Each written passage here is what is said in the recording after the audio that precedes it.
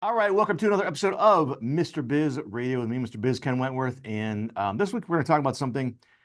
I know we talked about it at some point during our 8+ years or whatever, but we haven't talked about it in a long time. And I think we have a guest this week. It's going to give us a little bit of a different angle as well. We're going to talk about branding, brand strategy. Why is that important if you're an entrepreneur?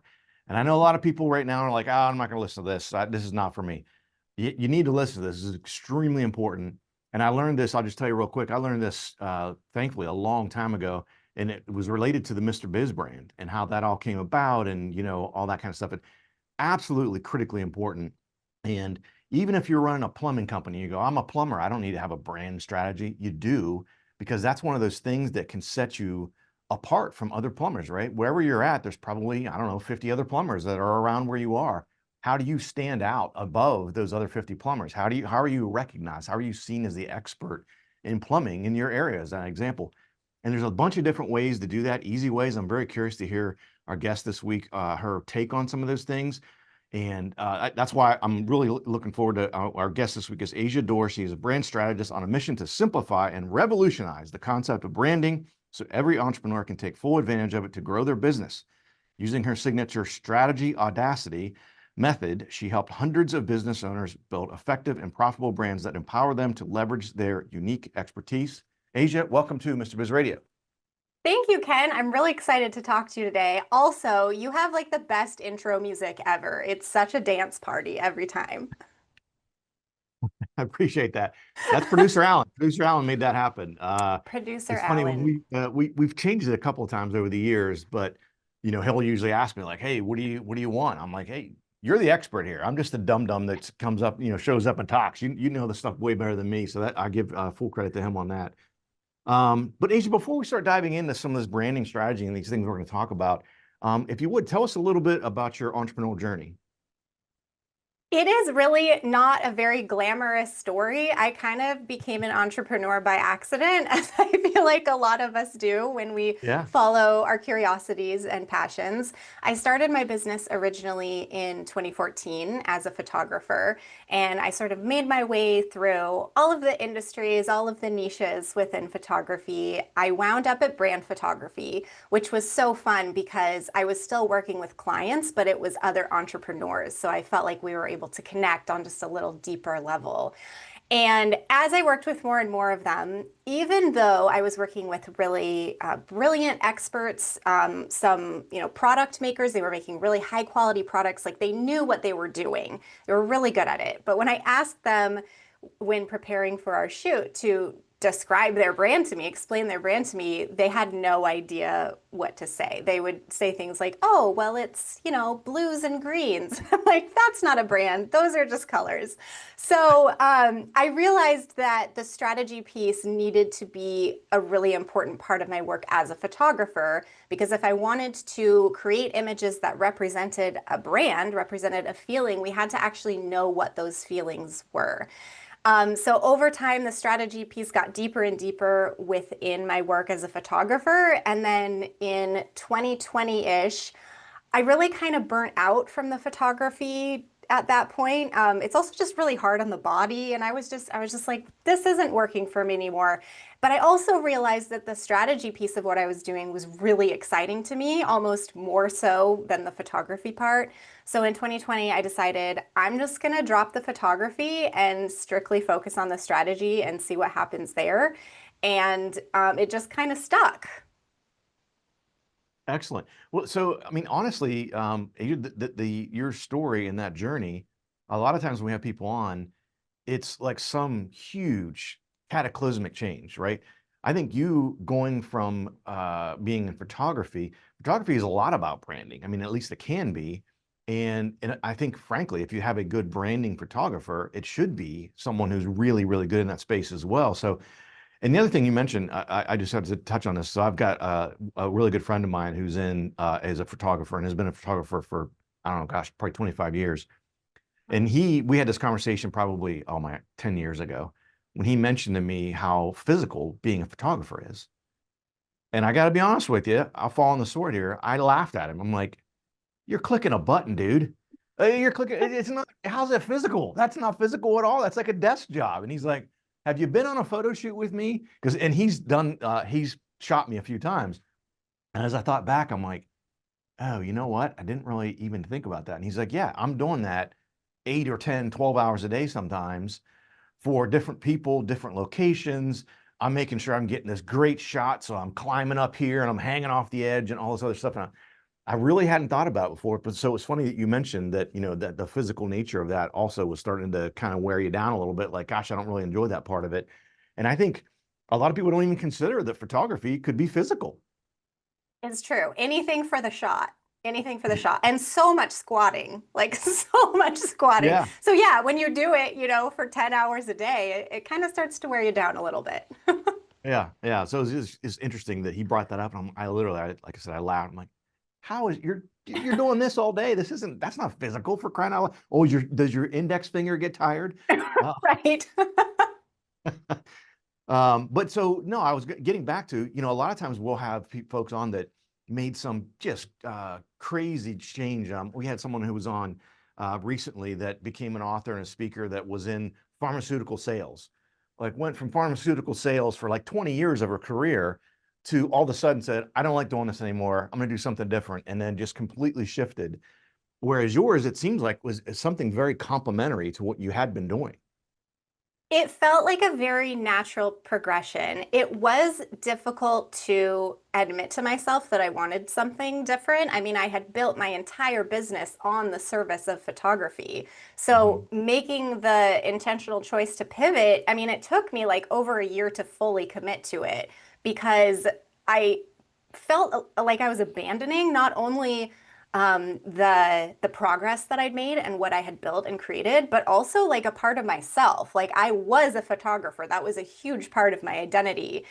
And I mean, one of the reasons that it was easy for me externally to pivot, after I got through the internal battle of, oh no, I'm abandoning everything I built.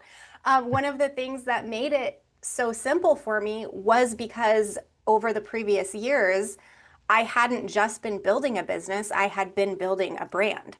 So I didn't need a whole rebrand. I didn't need to reinvent myself. I didn't need like some grand gesture to the world that this is what I'm doing now, a declaration. I kind of was just like, hey guys, this is what I'm doing now. And my audience was like, awesome, let's go. I mean, I had clients that had been following me for years as a photographer that had never worked with me as a photographer, but once I pivoted into strategy, now I'm offering them something that they can actually use, and they decided to work with me then. So that is one of the things that made it a little bit easier after I got through the internal battle. Yeah, I was going to say, I would imagine. I mean, did you have at least a good chunk of people that had worked with you as a photographer join you on the strategy side once you made that leap? Yeah, my audience was pretty much all in. I mean, I'm sure I had a few people who were like, "Oh, okay, not for me anymore." But yeah, a lot of them came with me. Gotcha. Gotcha. Okay.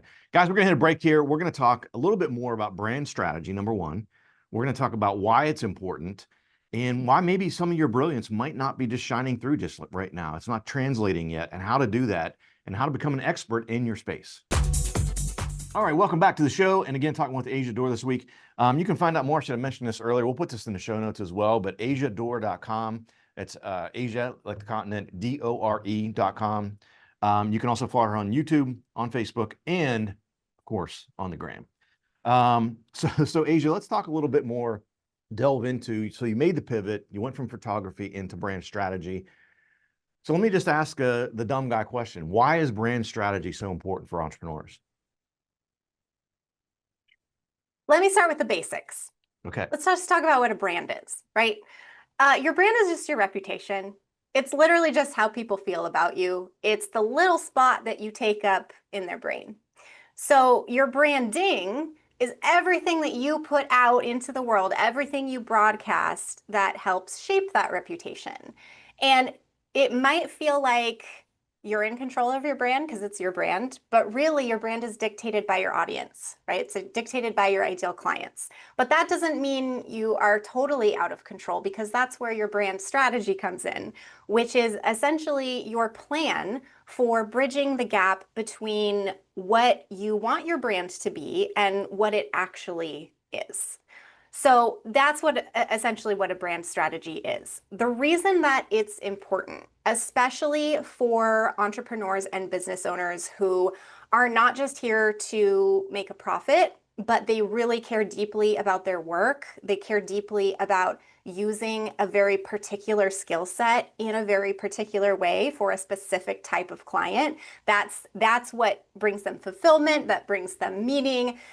That's what's important to them beyond just the money, right? I don't want to say money is not important in business. That's literally the point of having a business. But if you are the type of person who has that underlying current of, I need this to mean something, the best way for you to actually make an impact with your work is by having a brand strategy, because it ensures that your work is actually effective.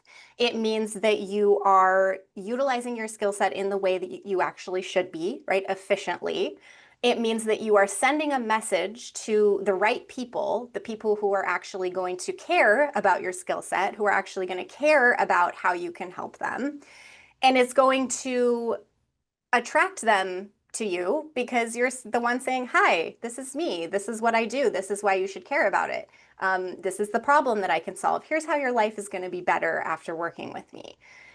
If people are confused about what you actually do and how it's relevant to them, they're just not going to care. And it's nothing personal against you. It's just that people are busy, right? We have laundry to do. Like our mother-in-law is calling for the fifth time today, whatever it is. We have bills to pay, dogs to walk. So all of these things are distracting us from whatever it is that you are here to do, from your business, from the problem you're solving. You have to make it really clear up front what you do and why it matters and why people should care so that they can find you. Because when you're utilizing your correct skill set in the correct way for the correct type of client, they have their problem solved. They get their problem solved so much more efficiently than if they didn't know about you or if they were confused about you. And once they get their problem solved, their life gets better in whatever capacity it is. We don't need to be out here trying to save lives with our businesses, right? Especially if you're in a luxury industry. But we are in business, I think, to change lives. So when lives are changed, when people's problems are solved, even if it's a small problem, they are able to go on and do better things, right? They're happier, they're more fulfilled, they're getting better sleep, they're more organized, whatever it is that you're helping them fix. And to me, that's the most exciting part about what I do is to have that ripple effect. Like, sure, I might only work with one client, but if I can help that client have a more efficient and effective business and more effective message, so they're attracting the right people, that means they're going on to help more people, and those people go on to help more people. It's like that scene in Wayne's World. It's like, and so on, and so on, and so on. And so if you want to actually make an impact with your business, a brand strategy is going to help you do that because it's just going to make the work that you do more efficient and more effective. I love that. So all that said, let me ask another dumb guy question. What are the biggest mistakes that you see, especially if we're talking about entrepreneurs? What are the biggest mistakes that you see them making when they're attempting to build a brand with their branding strategy? That question is kind of twofold. The first one is that they are using the model of a massive trillion-dollar corporation to build their brand. They try to build their brand in the same way. They say, oh, well, look how successful McDonald's or Apple or Starbucks is. You know, you see that all the time, especially like on blogs. If you Google how to build a brand, it's like, Yeah. look how successful these companies are. So let's do the same thing. And it just doesn't translate. It just doesn't work. As small to medium business owners, we don't have million-dollar marketing budgets typically, right? We don't have trillions of dollars to throw at advertising and marketing to I mean, it's at some point it's turns into propaganda. We've all seen companies who are just they create garbage products, they have poor ethics, they have bad business practices, and yet their commercials are like, "We care about you." It's like, really? Do Right. you care about your people? So it just doesn't translate. But we don't always have that luxury to throw money at something in order to manipulate perceptions. So what we have to do is just show up with integrity in a genuine way and genuinely make people feel how we want them to feel instead of just throwing money at it, right? The other thing about branding your small to medium business, or even if you're just a solopreneur, like a corporation, is it takes away your humanity. When a corporation builds a brand, it has to be very stiff and in a box. And these are all of the guidelines and these are the values, and we stick to them because they have thousands of employees that need to adhere to it, right? But when it's just you and maybe a few employees, and especially if you're building a personal brand, the brand is really just about you. We have to be able to be humans. We have to be able to change and grow and evolve and apologize for our mistakes and all the things that make us human. And that's not a weakness, that's a huge strength, because if you are in business with other humans, guess who humans are going to be attracted to and want to work with? Other humans. No one wants to work with a company, right? That's why a lot of commercials have spokespeople. It's like, look, there's a real person here. So that's the first thing is branding our businesses like these giant corporations. And the second mistake that I see is chasing trends, scrolling Mm. Instagram and saying, oh, wow, like that girl seems really cool. Look at her brand, look at her aesthetic, look at the stuff she's talking about. And then we try to just copy paste that onto our own brands. And that just, it doesn't work because it's not authentic. It's not genuine. It might be sparkly and pretty for a while, but it's so much better to start with yourself and build out from there instead of start externally and try to slap that on copy paste. Yeah.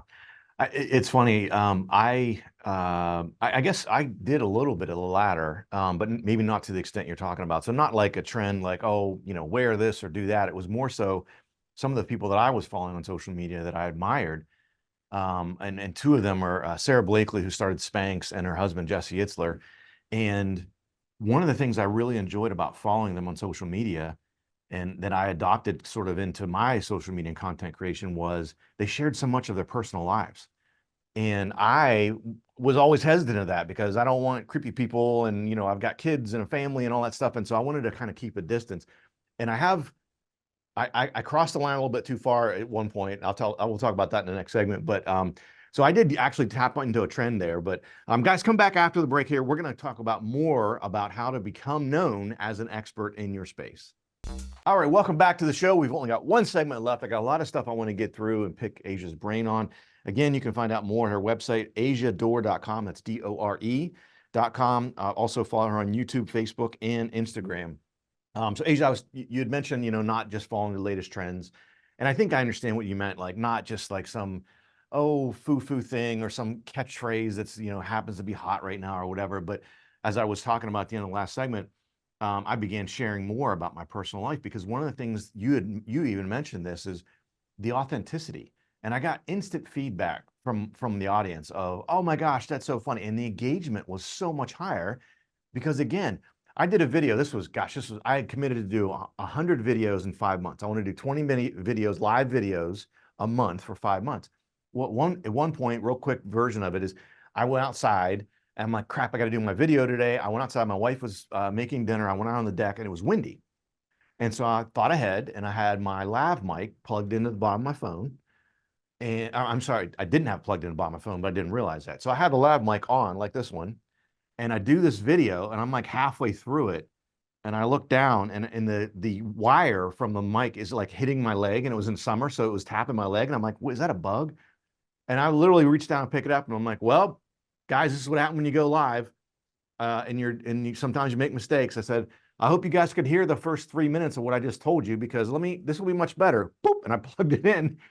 And instead of just redoing a video, I just went with that. That was to this day, one of the most engaged videos that I've ever done, because people appreciated the authenticity that I wasn't faking it. And that's the other reason I did all these videos live is I had no notes. There was no filters. I would do them in different locations all the time. I didn't do them in a studio like this. I would be in my car. I would be standing on the deck, like I mentioned. And I did have real quick, and I want to get in some of your tips, but I sort of teased it. So long story short, I had a guy that I was sharing a lot of those things about. He ended up finding out a little bit too much about me, I guess. I had a life-size Mr. Biz cutout delivered to my house from this guy that's in the UK. It's 6 foot. It's life size. It's 6 foot tall. It's a picture of me that he had made into this thing, and then he also sent me a little bobblehead of me, and I'm like, oh, hey, that's super cool. And he messaged me like, and he had messaged me a few times, but somehow he looked up, found my, and it came to my home address, not my business address, which was another thing that was like, Oh. okay, that's a little too much. Again, I've got family, I've got kids and everything, and um, so now every once in a while, either myself and or Mrs. Biz will scare the crap out of the kids because we'll use that cutout. It's like stuck in a corner in my home office, but sometimes we'll put it outside one of our daughter's doors, and so they'll open up Oh the door. no. They open up the door, especially during the summer when they're out of school. So they open up the door to come downstairs to get a snack at 10 o'clock, and it's all dark on the loft. And they open the door, and there's this big giant cutout of me. Yeah, it's pretty jarring. But so I did take it a little bit far on that. But talk to us a little bit more about some of those things that we could be doing. Again, not following those trends, but showing authenticity.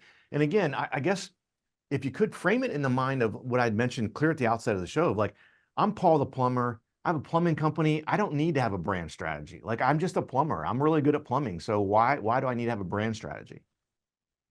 Yeah, the plumber is that's a good one because it's an industry that's certainly not a luxury, right? We all sort of need a plumber, but when you live in a town with a bunch of plumbers, how are you going to choose one? So that's a great example. Where do I want to start? First of all, that's an amazing story. Thank you for sharing. I think the word authenticity kind of freaks people out sometimes because, like, well, I don't want to put my whole life on the internet. I don't want to put everything out there, which is totally fair. I'm the same way. When I'm on the internet, I like to talk about business for the most part, right? That's why I'm here. But to that, I would just say experiment. Your challenge of 100 videos within a certain amount of time going live, that's a great way to not only like show up consistently, but also just test it out. How does it feel when I share this? How does my audience respond when I share this? What did that lead to? So just being willing to experiment. And the other thing that I was talking to my best friend and we were having this conversation recently is that authenticity doesn't necessarily mean vulnerability. Like those can be two completely different things. So just experiment. Let yourself experiment with what feels good to put out there in terms of who you are, sort of outside your business, a more in-depth person than just having a business. So that's the first thing I'll say about authenticity. When it comes to the plumber, right? And there's a bunch of other plumbers in town. There are going to be the people who just Google plumber near me and grab the first one and they don't care. There's also going to be the people who want the cheapest. There's also going to be the people who are like, does this person actually know what they're doing? Like, what are their testimonials? I want high quality. I've had bad experiences in the past. I want to make sure this works. There's a market for each kind of those plumbers, right? It's your job as a plumber to figure out which one you are and then share as much as you possibly can to make it really obvious to your people what kind of plumber you are. Mhm. I chose when we moved over here, I moved from the West Coast to Wisconsin a few years ago, and we bought a house sight unseen. And the way that I chose my loan consultant is I was scrolling her Instagram and she made a joke. Like she made a joke that I thought was really funny. Like it was stupid, it was hilarious. I was like, this is my girl. Like this is the one I Yeah. want.